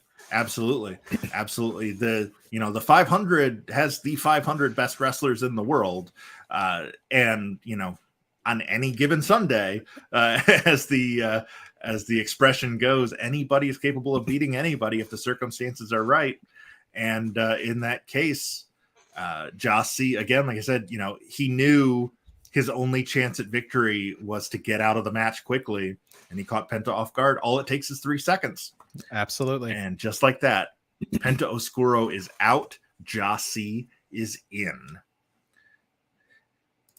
But shifting gears a bit, we have another, what should be a one-sided match, but, stranger things have happened, especially today. First up, we're going to see Kid Lycos, representing the Lycos Gym in UK, native of Cambridge, a top independent tag wrestler, primarily teaming with Kid Lycos 2 in Progress Wrestling. You'll notice I said Progress instead of just Progress, because it's a British promotion. Yeah, use the Lycos, British pronunciation. Yeah, Lycos, speaking of upsets, back in episode 15, defeated one of my personal favorite wrestlers, and Rory, I think he's one of yours as well, Dax Harwood, in a 100% quality match with a shooting star press. My he goodness. Is in there against the reigning... Sorry, go ahead. Oh, I was going to say, at least Dax Harwood gave him 100% before he looked up at the lights. Right. I have never known Dax Harwood to give less than 100% in anything, and that match was no exception. But unfortunately for Kid Lycos, the curve gets real steep because he's gone from facing the number 254 seed in the first round to facing the number 3. Bobby Lashley, the reigning United States champion in WWE, having recently defeated Theory for that title, just so that Theory could turn around and win Money in the Bank later on in the same night. But I presume that based on the PWI's window, that this also included one of Bobby Lashley's recent WWE Championship reigns. Correct? It does, yes, indeed. The evaluation period for the 500 begins July 1st, ends June 30th. So this is from July 1st, 2020 to June 30th, 2021. So it absolutely included his U.S. title reign, where he beat Apollo Crews until the Elimination Chamber, and then him beating The Miz on Raw and actually holding it through the end of the evaluation period before eventually losing it to Brock Lesnar, who then lost it to Roman Reigns. Yep, so yeah, we're dealing with a top talent here, like you said, a number 3 seed. So this should very much be a foregone conclusion. And right now, Lashley is putting in the work, but Lycos is holding his own. Yeah, absolutely. Lycos definitely a more than capable of pulling off the upsets, as we mentioned. Lycos, another one of those. He's only 25, but he's an 11-year pro. He started training when he was 14 years old in the UK. The new problem child of pro wrestling, Full Metal Kid Lycos, is just an absolutely I mean, that wolf mask makes him scary enough, but he's absolutely capable of pulling off an upset here. But he is in there with the almighty Bobby Lashley. Code Red. We just saw Code Red, but too close to the ropes. That's a rookie. I'd say a rookie mistake for Kid Lycos being so young. But as you said, an 11-year pro at this point. Yeah, it's a young man's mistake, if not a truly mistake. But yeah, Lashley is the 10th wrestler that we're seeing that had a first round bye out of the 12 that had first round buys. So far, wrestlers in the second round are 8-1 if they had a first round bye. The only one to be upset, though, was the number 2 seed, Roman Reigns. Oh my gosh. Lost 3 weeks ago. Of course, as soon as I start to say that, I forgot who it was against. My apologies. Roman Reigns lost to Jimmy Lloyd from GCW. So Kid Lycos hoping to pull off another huge upset. Oh man, hanging German suplex. Hanging off the German top rope. That's a good way to do it. Poised and ready. This match is Artemis, by the way, an independent referee who used to work for WWE, but is now back on the indie scene. Big slam there from Lashley, and again absolutely. Going back into that choke with the arm held back. Yeah, it's almost like an inverted Cobra clutch there. Almost, yeah. He goes right back into it. Looks like it might be a little too close to the ropes, but veteran move, keeping his body between Lycos and the ropes. Standing shooting star from Lycos. Surprise 2 count. Lashley taken off guard by that. Hammer throw into the corner. Yes. Hanging up into the Tree of Woe, one of my favorite move names. Yeah. And you also notice that when he had him in the Tree of Woe, rather than stomping on his face or his chest, roll up 1, 2. What he did was he chopped him across the quadriceps. Probably trying to Charlie horse those leg muscles so that Lashley can't deliver some of his explosive offense, like the spear. Again, with that victory roll pinning combo, only a 2 count. But he's keeping Lashley grounded, which is a smart strategy. But Lashley with a vicious power slam, but too close to the ropes there. Lashley got overconfident. Absolutely. And Lycos makes him pay for it, sending him to the floor. Lycos looking for a dive. Oh, my God. Going for beautiful. Step up moonsault off the top rope, and then a destroyer on the Canadian floor. Destroyer. We are just hitting Lycos, hitting him with everything he has, which he needs to here if he hopes to win this match. For Rana, but you're not going to pin him on the floor. In all honesty, if I was Lycos, I probably would have tried to keep that on the floor a little longer, see if I could get a cheap count-out win over Lashley. Yeah, a win is a win, especially in this tournament. Massive cross body to the floor by Lycos. Still connecting, but Lycos unable to follow up in any effective manner right here. Lashley's still on his feet. Every second this match goes on is a second that you have not put away Bobby Lashley, which makes Lashley that much more dangerous. I thought he was going for the hurt lock, and so he just turns it into a full Nelson slam. That huge power slam yet again, driving those massive shoulders into the midsection. 2.9. If he hooked a leg, he might have got him. But absolutely. Going for that powerful pin. It's a good look for Bobby, but it doesn't put him away, and that's what's most important here. I thought he might have been setting up for a spear, but instead just taking him down with a clothesline. Lashley off the ropes, runs right into a beautiful drop kick. That was a gorgeous drop kick.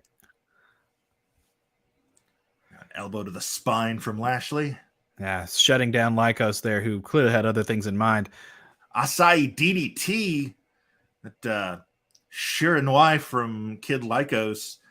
And now Lashley's just going to dump him to the floor with this suplex, I think. Stalling for ages there, but a long way down. Absolutely. As you and I both learned Friday night, Rory, your first time stepping into a ring. Absolutely, first time stepping into that ring anyway. At our training facility. Yes. But yes, it has been quite a while since I've set foot in a ring, and boy, you forget exactly how high up it is. And standing in there, looking at the top rope and looking at the floor, I thought, well, I certainly don't want to go over the top and head out that way. I'd rather take the stairs, thanks. Yes, that's right. I'll step between the ropes and walk down the stairs calmly. Yeah. And Lashley goes right back into that hold, and Artemis has seen enough. Oh yeah, that's it. Lashley moves on. No real surprise there. Bobby Lashley joins fellow top 12 seeds like Kenny Omega, Drew McIntyre, Finn Balor, Randy Orton, Will Ospreay, picking up that victory and moving on to the round of 128. That reminds me, you said Roman Reigns being the only one to so far in that camp to fall, but at number 2. But who was the number 1 PWI 500? Kenny Omega. Kenny Omega, sure. Yep, hard to argue with a man who held 3 recognized world championships during the course of the evaluation period simultaneously. Right. Their PWI recognizes, I believe it's a dozen world championships. And yeah, at one point, he held the AEW, the Impact Wrestling, and the AAA Mega Championships. So that is it was sort of a no-brainer last year, although a lot of people argued it should have been Roman because he was the WWE or the Universal Champion for the entire year, which is my argument for why it's a no-brainer this year that Roman is going to be number 1. Kenny had another great year. I think even with having missed a significant amount of time with injuries, he's still probably going to crack the top 10 because he still, for at least the first part of the year, had one or more of those titles still. But it's hard to argue. I think it's pretty, at least for me, the top 2 are pretty obviously Roman Reigns and Adam Page. Beyond that, it gets a little dicey. Brock Lesnar would be very high up on the list, except the PWI 500 mandates that you've had at least 10 matches during the evaluation period, and Brock only had 7. So he does not qualify. Will not qualify, yeah. But he would have probably been my number 3 if I was on the voting committee. But well, you also consider knowing Lesnar, if he had 3 more matches, and those 3 more matches would have been at least good, if not great. Yeah. So, and definitely big. I mean, Lesnar doesn't fight unless it matters. That's right. So, but yeah, so I definitely could have seen him if he had qualified, cracking the top 10 minimum. Yeah, for sure. Yeah. Like I said, he probably would have been my number 3. But as it is, Kenny might slot into that number 3 spot. An argument could be made for CM Punk. Yeah, I was about to say CM Punk just because of the big return and then his world title win with AEW taking it from Adam Page makes that qualifies here, all right, or that fits within the time frame. So yep. I think that would at least put him up there in contention. Yep. I feel like you're very right about Roman and Page being 1 and 2 very strongly. Yeah. I think Punk will make the top 5. I don't think he'll be one of the top 2 because he didn't debut until September. So he missed the first 2 months of the evaluation period and then was injured for the last couple months of it. So we're really only looking at like 8 months worth of work. But what a great 8 months it was. Absolutely. I think Jon Moxley is pretty much a lock for the top 10. There'll be a couple of New Japan guys. I imagine Okada and Tanahashi and maybe Tanahashi. Jay White. I was thinking Jay White. Yeah, picking up another IWGP World Title would definitely put him up there. Okada, of course, is someone who essentially has a second residence in the PWI top 10 yes. at this point. Yes, absolutely. So as long as he's healthy, he's there. Yep, absolutely. And it's sort of like Kenny in that regard. Even when Kenny's not healthy, he's probably still going to make the top 10 somewhere. And also I think probably Seth Rollins and Kevin Owens will crack the top 10 somewhere. They both had big years, and Lashley probably as well. I don't know how many people I just named that would make the top 10, but it's probably about 10. It might have been 15. It might be like Booker T with my fave 5 that always had like 9 people in it. Yeah. Well, who's counting? I certainly wasn't. Yeah. Zach, if you were keeping track and want to drop it in the chat, feel free. Otherwise, we're going to head to the ring for another. This one should be a very hard hitting affair between two very, very strong wrestlers, two very pretty young and up and coming wrestlers, at least on the international stage. Out first, representing Dark Order, is Preston Vance, the native of Clare, Michigan, which is just down the road from where I grew up in Midland. 7-year pro, the protege of Danny Cage over at the Monster Factory. And Pat, we're going to need a backup on the screen. Oh, yes, indeed. Look at that. So Preston Vance is already in the ring. And here comes Black Taurus, member of Decay in Impact Wrestling. Also one of Los Mercenarios in AAA. And I sure hope he's sending his royalty checks to Axe and Slash for his in-ring gear. Yes, indeed. Yeah, very, very reminiscent of Demolition. Taurus, 35 years old, 16-year pro. So, they start them young in Mexico. And the referee is Danilo Anfibio from WWE, who I have jokingly called Ref Zach Quinto throughout this tournament every time he's had a match assignment, because he very much looks like the actor. I can see it. So Preston Vance, 6'2", 240 pounds, like I said, right down the road for me off of US 10 in Clare, Michigan, defeated T-Hawk from the Strong Hearts back in episode 15. He's the number 158 seed in there with Black Taurus, number 99, who defeated the now former MLW National Openweight Champion Alex Kane, also in episode 15. With his rodeo driver finisher. Rodeo driver, great name for someone named Black Taurus. Yes, yeah, exactly. So size advantage slightly goes to Vance, but a lot of power between these two.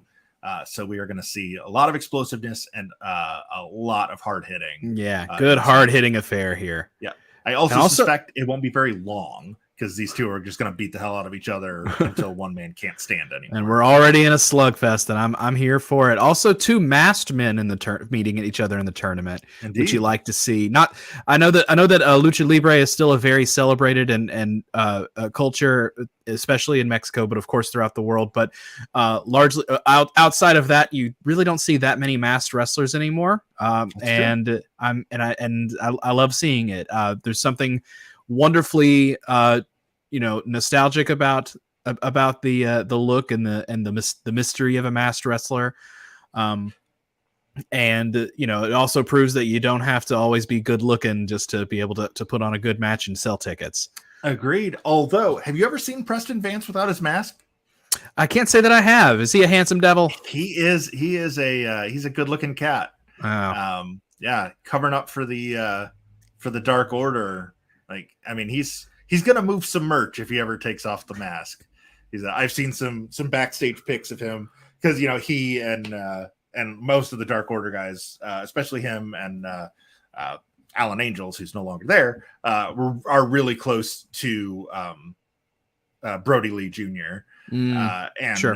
I follow Brody's his mom. I follow her on Twitter, and she will occasionally post pictures of them hanging out. And Vance is just this big, muscular, blonde dude. That if you didn't know it was Preston Vance, you wouldn't know it was Preston Vance. But sure, yeah, it's he's got a good look to him. So when the mask comes off, he's not going to be hurting. Can't say the same for Taurus. I've never seen him without the mask. Excuse me. I don't know that he's ever wrestled without the mask. Sure. Both are wonderfully intimidating masks as well, which I appreciate. And Taurus here, firing up. We've seen a lot of really great combat here while we've been talking. By the way, earlier Black Taurus had a wonderful buckle bomb into the corner that got a 2 count. But they go right back to we got some striking going on. Yeah. I don't know, sort of a variation on a pump handle, except he didn't get him all the way over. Instead, he took him all the way up. Muscled him into kind of an uranagi almost. It was yeah. A German suplex into the buckles by Taurus. We are really working that neck and back there of Preston Vance, which is a good strategy, though. Definitely can keep your opponent down that way. Another back suplex from Vance. Absolutely. I thought for a second there's a little bit of red on Taurus's mask. I thought he might have been bleeding, but I think, Taurus setting up for something. The Huge gore. Spear just gored him right in the middle of the ring. 1, 2. I really thought that was it.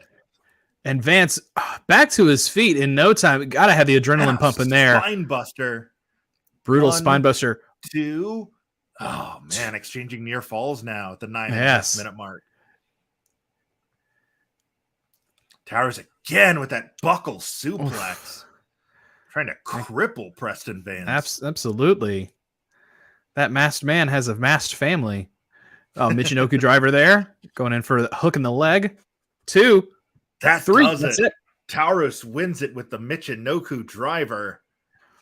The number 99 seed moves on. Michinoku driver might be the move of this tournament so far. You've mentioned several finishes coming along with that move. Absolutely, we have seen it a lot. Not like the schoolboy tonight, but definitely a big tournament through 34 weeks for the.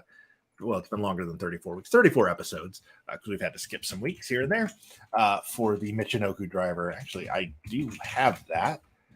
I finished updating the giant spreadsheet facts about the thus far.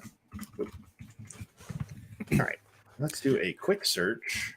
And while you're looking that up, I would just like to thank our sponsors. Tonight's episode of Pro Wrestling Simulated is brought to you by Simon Dean and his weight loss routine. If you need to lose some weight, have I got a guy for you. Check out Simon Dean and his weight loss routine. Never have I felt better than when I put on that blue sweater. Simon Dean. The Simon System. You gotta. That was the name. Yeah. I gotta remember the Simon System. I remembered everything else. Oh well. Simon Dean also. You probably haven't gotten to his ECW debut yet, but worked for quite a while in ECW as Supernova, and then Nova, and then Hollywood Nova as a member of the Blue World Order before losing the spray painted beard and becoming a fitness instructor, managing a tag team called the Gemini. Jim and I. GYM. You get it? I feel like that's one of those that Vince just died laughing at backstage, and nobody had the heart to tell him. Like, you remember the B Sharps episode of Simpsons? Yeah, of course. That's funny the first time you hear it, and then not after that, and then not ever again. Yeah, yep. Absolutely. So Black Taurus has moved on to a third round showdown with Chase Holiday with that victory. Sorry, I interrupted you there. Oh, you're good. I was just checking my screen. Everything is fine. But this has been quite a tournament tonight, and I hope the viewers are enjoying themselves. And thanks again to Pat and Pro Wrestling Simulated for having me on tonight. And can't wait to get to our main event, though, with Hiroshi Tanahashi taking on Rocky Romero in a match that I'm sure actually has happened somewhere in the past. It has happened, and I have got the scoop on it. I had to pull a lot of data from Cage Match for that one. But we will talk about that when we get there. First, we're going to see a couple of veterans here as Pro Wrestling Noah's Takashi Sugiura takes on AAA's Chessman.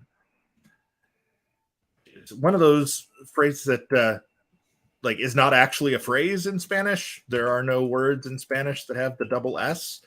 So he's literally just taking the English words chess and man and mashing them together. He is a 26-year pro. from Via Nicolas Romero in Mexico, 47 years old, 26-year pro. You can do the math on that. But 47-year-old chess man, not the oldest man in the match. He is in there against the 52-year-old Takashi Sugiura, and also a 21-year pro, the Killing Machine, representing Sugiura-gun in Pro Wrestling Noah. The winner of this match will face the winner of our main event between Tanahashi and Rocky Romero. Dan Engler of WWE is your referee. Incredible. I gotta say, there's something about wrestling culture in Japan that keeps their that if you step in the ring in Japan and you make a name for yourself, you don't quit. You keep on going. We might have Ric Flair to talk about and make jokes about never exiting the ring, but it seems that theirs is a culture of Ric Flairs where yes. you have so many people that keep going well past. I know earlier we had Murder Grandpa, yes. Wrestling on. With that one, so I mean, like, there's so many. Is it Minoru Suzuki? Good grief! Suzuki, could I block it? But yeah, there's so many incredible talents that can still push the envelope even in an advanced age, and in a sport like pro wrestling, making it to that age is a feat, and then to still be able to put on matches at that age is absolutely incredible stuff. Yeah. So. And also, not for nothing, but Chessman's face paint seems to be a bit reminiscent of another wrestling icon who won't stop in Sting. Yes, a little bit, reminiscent from Chessman. Yeah, not sure who did it first, but Chessman, a protege of the legendary El Kanek, who was also part of the. Actually, I can't remember if we talked about this before the show started or on the air, but we were talking about the Ruleta de Muerte tournament that AAA has going on, where 8 wrestlers have put their masks on the line. El Kanek was one of those 8, but he won a match earlier, so he has been eliminated. It's a tournament where if you lose, you move on. Yeah, it's one of those tournaments where you don't want to continue on. That's right. You lose 3 times to lose your mask. And it's down to the final 2, which is Penta Oscuro and Viano Trace, who, longtime American wrestling fans will remember from his days in WCW, teaming with Viano's 4 and 5. Chessman defeated Eric Ryan back in episode 15. It got a 75% rating, which is tied for the 8th lowest rated match of the tournament thus far, with 3 other matches. Sugiura, on the other hand, defeated Kip Sabian on that same episode, episode 15. That was a 93% quality match. This is actually the second singles match between these two. They met once before back in October of 2010, and Sugiura won that match at AAA Héroes Inmortales 4, which was one of their big pay-per-view events that year. Look at that. Nearly 12 years ago. Well, Chessman with a figure 4 now locked in. I say these two are pulling out all the stops for sure. Absolutely. And we're talking about the longevity of Sugiura and Chessman. Sugiura still putting on great matches. His match with Go Shiozaki at the Best Final Chronicle 2020 got 5 stars from Dave Meltzer. Absolutely incredible. So he's still, he was also number 67 on the PWI 500. Far from his all-time peak, which was 2011 when he was number 5. But 67, nothing to sneeze at 52 years old. Absolutely not, for sure. I hope to be half as good of that at anything when I'm 52 years old like that. Absolutely. So why is it that you think that Japanese and even Mexican wrestlers have such long careers compared to their American counterparts? Is it the travel thing? That's always kind of been my theory, is that American wrestlers spend so much time going city to city, state to state, that just the grind wears on them. Whereas, primarily, if you're working for New Japan, you're primarily working the same half dozen venues or so. For sure. You do, the tours a couple times a year, but you But know where you're going to be January 4th every year. Absolutely, yeah. I would say the grind definitely has to play a factor. You can't say not. Well, we might have a submission attempt here or there by Sugiura, but Chessman gets out of it. I'd say the grind is definitely part of it. My big thing that I feel is that I go back to the culture where both, if in my opinion, even though the U.S. is quite clearly one of the probably the biggest country for pro wrestling, but I cover here too. To kick out. I would still say that what pro wrestling means for Mexico and Japan is still very different. It's much more of an honored tradition, whereas here, I don't know if it's just torture rack from Chessman. Torture rack, yeah, might have a submission there. Oh, into a backbreaker. Well done. After the referee made him break it, he's like, "Okay, I will break this too." Exactly, yeah. Bane impression. Tornado moonsault 2.9. So close there. But I feel like you're talking about the culture of Mexican and Japanese wrestling. I feel like in the US there's a lot less emphasis on the stature that is pro wrestling, and it is seen as more of a carny sideshow in a way, even to fans of the product, in such a way that I feel like Americans feel that it's okay to inject themselves with certain substances that help them look better, but may take a physical toll on their bodies in a different way. That's not to say that Japanese and Mexican wrestlers don't do steroids. It's just to say that, to me, I think there is an honor in what you do in the ring, and there's less of an emphasis on looking like a bodybuilder, in between the ropes. To cover here, only for Chessman. I think that's a really interesting idea. I do feel like you are seeing longer careers now than you were 10 to 20 years ago in the States. And I absolutely grant your premise that I think that it's probably not a coincidence that happened about the time smaller wrestlers started to become more mainstream. Yeah. You started seeing fewer guys built like the Ultimate Warrior and the Warlord, and more guys like, Adam Cole or Johnny Gargano. And those are guys that, will be wrestling probably into their 50s. Absolutely. Barring a serious injury. Yeah, of course. And medicine has also improved as well. I think that's worth mentioning. And we've seen several wrestlers come out of retirement. Bryan Danielson, Edge, and then there's talk about Paige being the next one to do it. And so medical advancements are helping fix the injury issue, but of course, substance abuse cannot be fixed by medicine. 2.9 pinning attempt combination there. Chessman almost taking the advantage, but Sugiura with a major spear into that, and then just a PK right to the spine, just rubbing it in his face. That's right. He didn't need that spine. Absolutely. Otto, classic striking match. Oh, just a big boot to the face. Sugiura. Love the build up on that one for sure. Yeah, that's a big stretch, getting his foot 6 feet in the air to kick Chessman in the face. He made it happen. happen. With that PK was a football player, soccer player, before he got into wrestling. So he throws pretty hard kicks. Oh, I'm sure. Yeah, absolutely.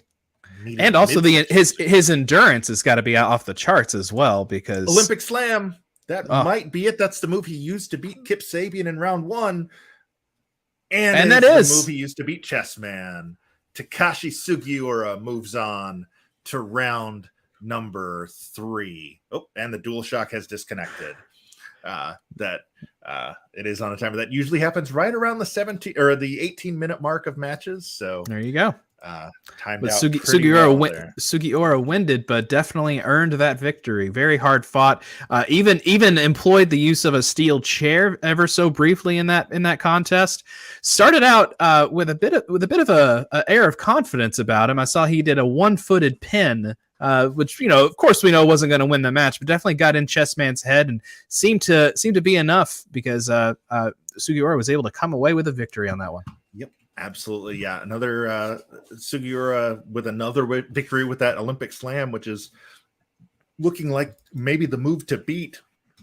We will see if either Hiroshi Tanahashi or Rocky Romero can beat it in round 3. But before we get to that, we do have our first intra-promotional match of the night. Which, as you've noticed throughout the course of the show, anytime a wrestler is representing a large promotion, the referee has not represented that promotion to prevent bias. So when you've got a wrestler from AEW against a wrestler from AAW, we have a WWE referee in there to, call it down the middle. But since our next match is AEW against AEW, we will be seeing Rick Knox will be the referee for this match. So who knows what's going to happen? We do know it's only the second worst AEW referee that you could pick. It's fine. Yeah, that's fair. That is, fortunately, the rules of the tournament are specific enough to where it shouldn't matter that Rick Knox is the referee as long as he's paying enough attention to count pinfall attempts, which is not a guarantee. Well, and for what it's worth, it's also not a tag match, so I think also true. Rick Knox won't have that disadvantage of ignoring tags or tag rope rules or forgetting legal men, anything of that like that. Means Jim Ross's heart will last another day because truly he does not have to bemoan the fact that nobody knows who the legal man is. The legal man will be either the chairman, Sean Spears, or Darby Allin. Sean Spears in the first round upset number 243 Hoodfoot back in episode 16. It was a 100% quality match. And he's in there with Darby Allin, who the number 14 overall seed, was the second highest seed to have a first round match. And he defeated the number 499 seed Kaya McKenna with his Code Red finisher. This is the 6th time these two men have shared the ring. Darby teamed with Jimmy Havoc and Joey Janela in a trios match at the first Fight for the Fallen to lose to Spears, MJF, and Sammy Guevara. There was a 3-way match between Darby, Spears, and Peter Avalon that Darby won. Darby teamed with Cody to lose a tag match against Spears and Sammy Guevara. They were both in the Casino Battle Royale at All Out 2020, both lost. And the only time they've ever met in a singles match was last September, and Darby won that. No surprise here with Darby Allin having such a high ranking in the PWI. I mean, he's had a hell of a year and a hell of a couple past 2 or 3 years. Yeah. Teaming with Sting, having a huge TNT championship reign, and just having barn burner after barn burner against all manner of opponents, ranging from MJF to Jeff Hardy, and even continuing that into CM Punk, which was another wonderful match. So I mean, he's had Punk's first match in however many years it had been, and more or less handpicked, So imagine being handpicked by a returning CM Punk to be the first man to step in the ring with him, and I mean, quite an honor. And he's really putting the work in on Sean Spears here. Referee Rick Knox, noticing that something was happening on the ground, and went over to check it out. And this, I just finished watching this week's Rampage before we started rolling tonight, but Darby will be facing Brody King next week, I think on Dynamite. That's right. That is going to be, Brody's going to throw him all over the place, but Darby will not quit. It's already happened. One. Oh, in for a cover and kick out at 1. A little too early here for that one. I Absolutely. will say, yeah, right now is not a good time to go try and get an autograph signed by Darby Allin because Brody King keeps popping up at all the merch right. stands and just taking him out. So there's bad blood there for sure. Yep. And yeah, that match will definitely be one to watch. Oh, a Manhattan drop by Shawn Spears, but Darby right back into it. Maybe he borrowed LT's cup for this match. Absolutely. Inside jokes. Yeah, there's really no way to tell that story without, we got to out a few people, and we don't want to do that. Yeah, it's not gonna. It's only funny to us. Absolutely, yeah. The joke will not translate. Just for all the viewers at home who might be keeping score. So I said Rick Knox is the second worst AEW ref that you could have involved in this. I am personally not a fan of Bryce Remsburg. If that is his real name. If that is his real name, I really would just rather he find something else to do. Even if he wants to be the new Brandon Cutler, I'm okay with that. Just as long as he's out of the ring and not. And what really did it for me the day that Tilt-A-Whirl Backbreaker about Shawn Spears. The thing I love is that Darby Allin can take punishment from anybody and make it look incredible. And his size, while it is a disadvantage most often in contests, it's still is wonderful to see. And incredible floor. Frankensteiner to the floor is another way that Darby takes those risks and makes it work for him. But Shawn Spears still on the advantage here. Hiroshi. Absolutely on the outside too, no less. But yeah, the thing that put Bryce Remsburg over, had him jump the shark for me, was the exploding barbed wire death match with Moxley and Omega, and Remsburg is reffing that match in a bomb suit, and I kind of lost it after that one. It's sorry, Bryce, you're not coming back from this for me. I think Bryce works in like super gimmicky stuff. I think that was too gimmicky, but was it PWG where he refereed a match between two invisible men? Oh God, I think that sounds right. Show that sounds right. Wear special glasses to be able to see the two wrestlers. And he so basically had to call an entire match as the referee and get the crowd invested in action they couldn't see. He's very good at that kind of over the top stuff. Yeah, and that's a feat. But my issue with that is that we all understand that referees are very important. They're crucial even to making good wrestling. But you can't outshine the performers. No. Right. And an in-ring Hiroshi here. 2.9 Darby kicks out. Still in this. I mean, you can't count Darby Allin out. He's got a bit of a death wish on his own, as the moniker showed in the Chiron for his entrance, half dead already. I mean, you're going to have to do a lot to keep Darby Allin down for sure. Absolutely. There's a reason he paints his face the way that he does. He was in literally a fatal car accident when he was a child that killed his uncle. And he said in interviews he's felt ever since that moment he's had one foot in the grave, and that's why he takes the chances he does. He just basically literally does not believe there's a tomorrow, so why not go for it? And that's why you see him jumping off of the top of the entrance to attack the Kings of the Black Throne like he did on Rampage this week, or any of the giant bumps he has taken off of things, or his coffin drop on the apron. 2, 3, that's enough. Darby picks up the win. Number 14 seed Darby Allin moves on.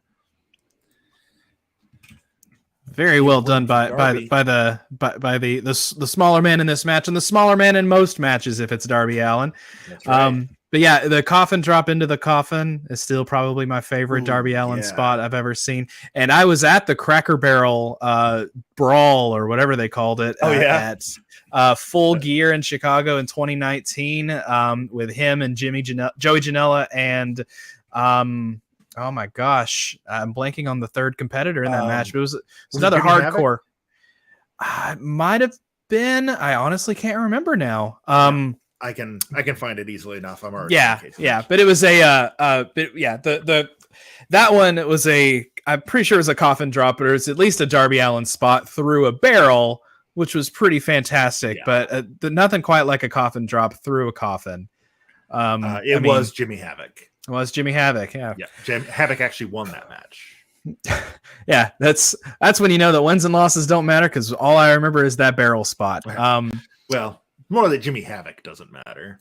Well, there's that too. And sorry, Joey Janela, you didn't make it very far there either. But no, that's a story for a different time. I did happen to stand next to, or I was seated right next to Joey Janela at a GCW show not that long ago here in our great city of Nashville, where he essentially disrobed right in front of me, which was not for me, but in order to step in the ring with someone who was calling him out.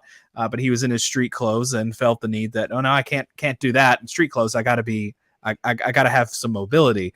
So he just completely disrobed in front of me and went right into the ring in his boxers and nothing else. I think I still have the picture of his discarded clothes somewhere. Interesting. It was a fun show. Sounds it. Gotta be a little careful in the era of speaking out to be just full on disrobing in front of guests, or in front of paying customers. In fact, customers. Yes. Yeah. Sorry, that's the Disney programming still after I left there 11 years ago, and still every once in a while the Disney ease creeps in. Hey, I worked in retail for many years, and so it's still hard for me to not call customers guests. Yeah. Yep. I went from 6 years at Disney to 2 years in hotels. So yeah, guests it's hard nomenclature to shake. Mm-hmm. But now we know, based on that victory, Darby Allin will face Jossie in round number 3. And there's been enough talk. It's time for the main event. As we have an all New Japan Pro Wrestling main event. It will be refereed by Marty Asami from New Japan Pro Wrestling. Out first, representing Chaos and Roppongi Vice, Rocky Romero. Roppongi. Ashley Vox back in episode 23. I love that it has the actual entrance themes for the New Japan wrestlers in this game, because they have the actual license for them. And the Stardom wrestlers have their things as well. And he's in there against the Ace. Hiroshi Tanahashi defeated Madman Fulton back in episode 15 with his trademark High Fly Flow Frog Splash.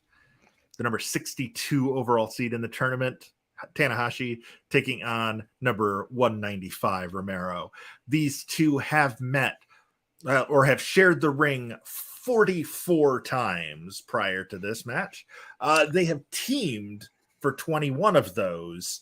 They are 10 and 11 as a team.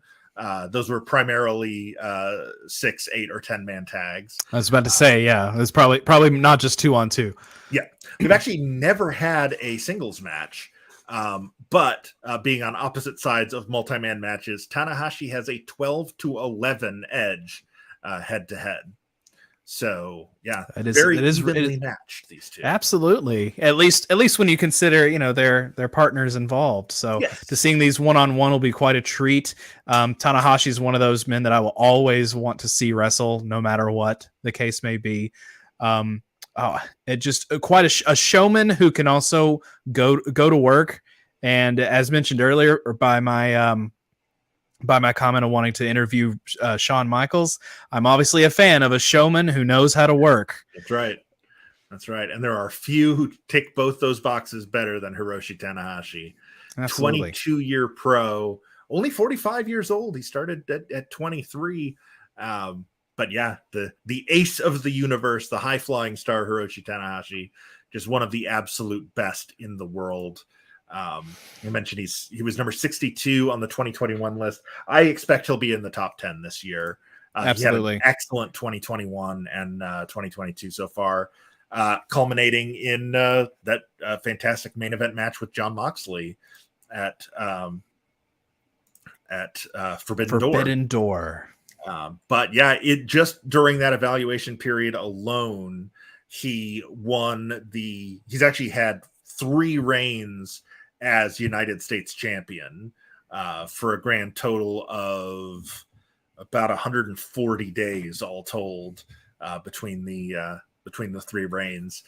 He, main evented pretty much every show he was on. Took on all comers. He was in the New Japan Cup. He was in the World Tag League. He was in the G1 Climax. Any big time show New Japan puts on, Tanahashi is going to be, front and center. There's a reason they call him the ace. You always want him on your card, and it doesn't matter where you put him either. He's gonna put on a classic, and everyone's gonna remember Tanahashi's match when they leave that building. Absolutely. And Rocky Romero, no slouch. Also, longtime veteran, 24-year pro. Started wrestling when he was 15 in Cuba. Of course, he's seen his greatest success in Japan, but yeah, these two they go way back.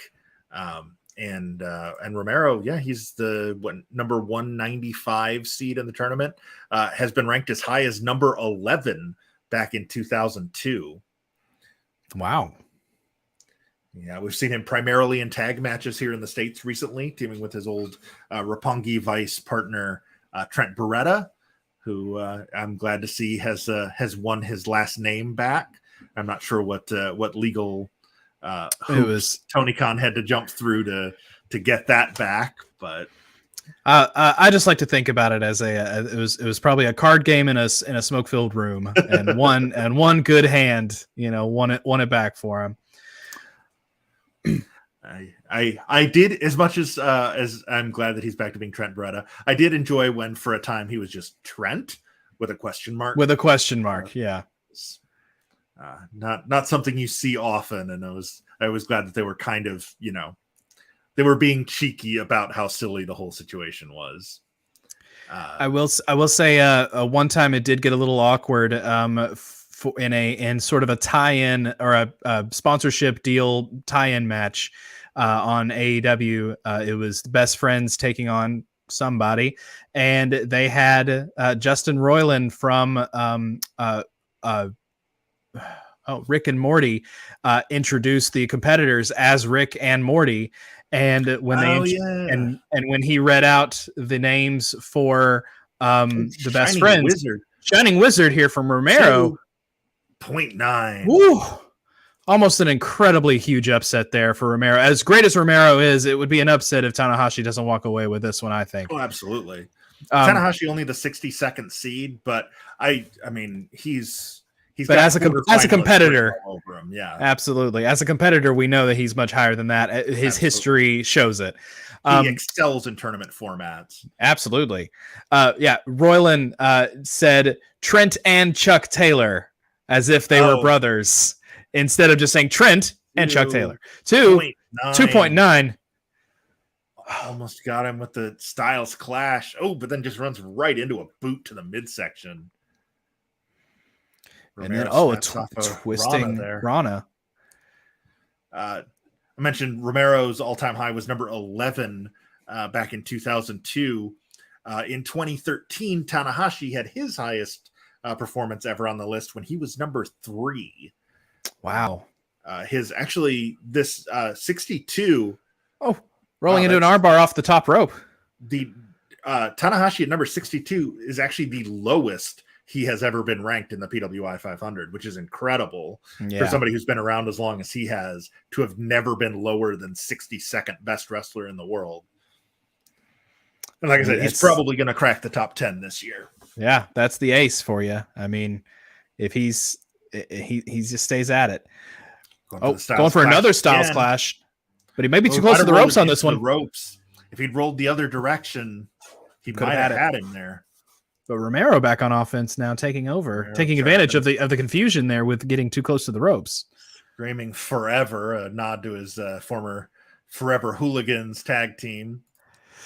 Oh, miscommunication there. Malfunction at the junction, just both butting heads and going down. The Forever Hooligans, of course, was him and Alex Kozlov, who's now one of the English language commentators for New Japan. Tanahashi and that sort of a Grapevine variation on the rear naked choke. Yeah. With the legs grapevine across the chest. Romero's tag teams always have the best names. The Forever Hooligans, the Havana Pitbulls with him and Ricky Reyes, the No Remorse Corps with Davey Richards, and Roppongi Vice with Roppongi Vice. He was also apparently in a stable in AAA in 2008 called Degeneration Mex with Alex Kozlov and X-Pac. Good little tie-in called the Latin Liberators with Supernova and Magno. This could be. He was one of the Rottweilers in Ring of Honor with Homicide, Low Key, Ricky Reyes, and Dr. Julius Brat Smokes. Like you said, plenty of great faction and tag team names across the board there. I want you to know Tanahashi there might have made a miscue and maybe hasn't reviewed a lot of the tapes, but had a Michinoku driver on Romero earlier, but didn't go for the pin. Could cost him. Actually, going back through the numbers, there have actually technically only been 2 matches finished with the Michinoku driver. It's been used a lot, but as the finish, only twice. Oh, well, look at that. Elevated gut buster from Romero. Smart to get his opponent away from the ropes. His head isn't connected to his neck. Oh, went for the big knee, but Tanahashi sidestepped it. Oh, reversing the body slam. Oh, the match is taking their toll here on these competitors. Absolutely. We just crossed the 17-minute mark. Yeah, we are closing in on this being our longest match of the night, and appropriately so. Unless somebody gets a pin in the next 20 seconds. Oh, big dragon screw out of the corner. And that is it.